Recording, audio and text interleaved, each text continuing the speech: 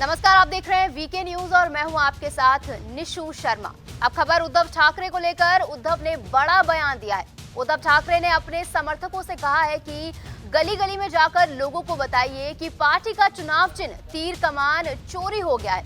CM Eknath Shinde पर निशाना साधते हुए उन्होंने कहा कि चोर को सबक सिखाने की जरूरत है, वो पकड़ा गया है। मैं चोर को तीर कमान लेकर मैदान में आने की चुनौती देता हूं और हम एक जलती हुई मशाल से उसका मुकाबला करेंगे।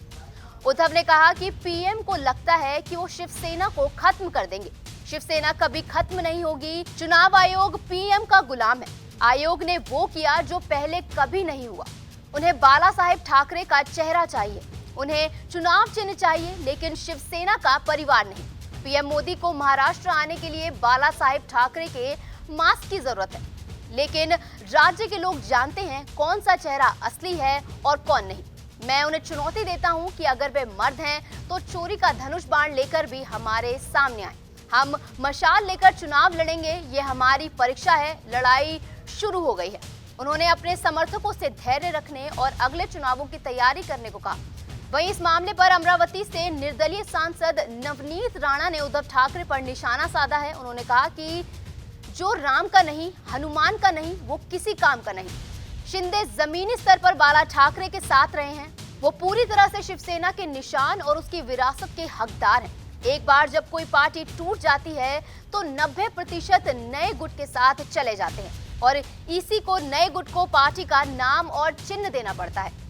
बता दें कि इलेक्शन कमीशन ने पाया कि शिवसेना का मौजूदा संविधान अलोकतांत्रिक है। उद्धव गुट ने बिना चुनाव कराए अपनी मंडली के लोगों को अलोकतांत्रिक रूप से पदाधिकारी नियुक्त करने के लिए इसे बिगाड़ा। कमीशन ने यह भी पाया कि शिवसेना के मूल संविधान में अलोकतांत्रिक तरीके को गुपचुप तरीके से वापस लाया गया, जिससे पार्टी निजी जागीर की समान हो गई। इन तरीकों को 1999 में ईसी नामंजूर कर चुका था। पार्टी की ऐसी संरचना भरोसा जगाने में नाकाम रहती है। इसी के साथ महाराष्ट्र में शिवसेना से अब उद्धव गुट की दावेदारी खत्म मानी जा रही है। इसी के फैसले पर महाराष्ट्र के मुख्यमंत्री एकनाथ शिंदे ने कहा कि ये हमारे कार्यकर्ताओं, सांसदों, विधायकों, जनप्रतिनिधियों और लाखों शिवसैनिकों सहित बाला साहेब और आनंद दीघे की विचारधाराओं की जीत है। ये लोकतंत्र की जीत है। ये देश बाबा साहेब अम्बेडकर की ओर से तैयार किए गए संविधान पर चलता है। हमने उस संविधान के आधार पर अपनी सरकार बनाई है। चुनाव आयोग का जो आदेश आया है वो मेरिट के आधार पर है। मैं चुनाव आयोग का आभार व्यक्त करता हूं। जानकारी के लिए आपको बता दें कि चुनाव आयोग का फैसला लागू हुआ तो शिवसेना की सभी संपत्तियों से उद्धव ठाकरे को हाथ धोना पड़ेगा। एडीआर के आंकड़ों के मुताबिक 2019-20 में शिवसेना के पास 148.46 करोड़ की एफडी और 186 करोड़ की अचल संपत्ति है। अब शिंदे गुट असली शिवसेना के रूप में जिसे कोषाध्यक्ष की जिम्मेदारी सौंपेगा, उसके हस्ताक्षर को पार्टी की तरफ से वित्त के लेन देन के लिए मान्यता मिलेगी। महाराष्ट्र में 82 जगहों पर शिवसेना के दफ्तर हैं।